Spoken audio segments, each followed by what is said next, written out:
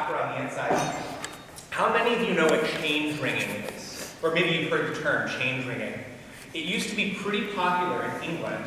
And when you think of bell towers nowadays, you know, bell towers that mark the top of the hour, it used to be that they would also mark things like birds or what did I have written down here? Because victories, defeats, woke people up in the morning, summoned firefighters, right? There's all kinds of different moments that these bell towers would be used to herald information out to the community.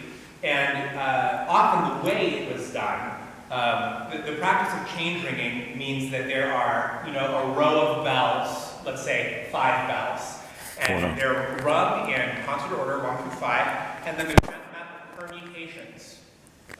So 2 ringers switch, and then another 2 switch, and then these ones switch, until they've gone through a certain pattern, following, you know, the permutations in order, and they get back to the beginning.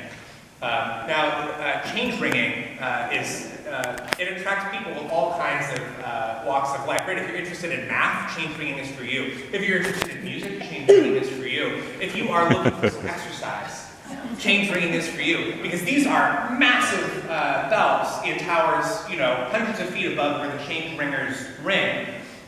And the ropes go all the way from the bell tower down into the room, which, you know, in the 1700s would not have been heated or air conditioned, right? And usually the ropes would come through a hole in the ceiling, and the ringers would stand in a circle, and they would go through the permutations. They go in order, and then through the permutations. Now, I mean, depending on how many bells there are tens of thousands of permutations to go through, right? Even of, you know, 10 bells, it would take months to ring through all of the permutations.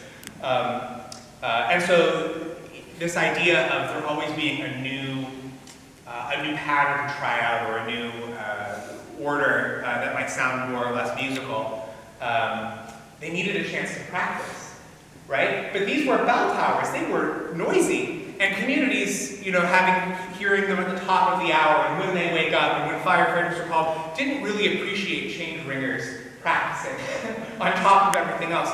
And so in the late 1600s or the 1700s, when the Poor Brothers started manufacturing bells, they did them for horse carriages, is my understanding. They started manufacturing them so they were a little bit more, they produced a fundamental pitch more clearly, and the clapper mechanism, like you see in your packets, was more swung on one plane. Someone had the idea of, well, what if we made those a little bit bigger, slapped a handle on them, and now change ringers can practice much more quietly. They could practice at home in someone's living room if they wanted to, right? Right. And so that's where these handbells kind of got their start. And it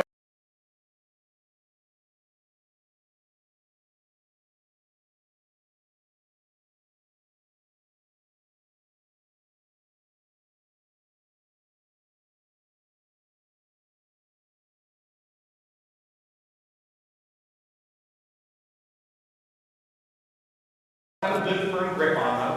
And I want you to just practice gently ringing so you know what it feels like. Yeah. Try and grab. Make sure that you're wrapping your whole hand around the end. Don't grab it from the front, grab that Leander and Moses. You'll ring both bells together at the same time. On my command. 1, 2, both bells. Yeah, really nice.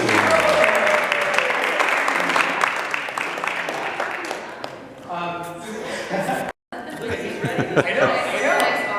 Well, I didn't know what you're wearing, but like, all right, bells up. 1, 2, ready, and.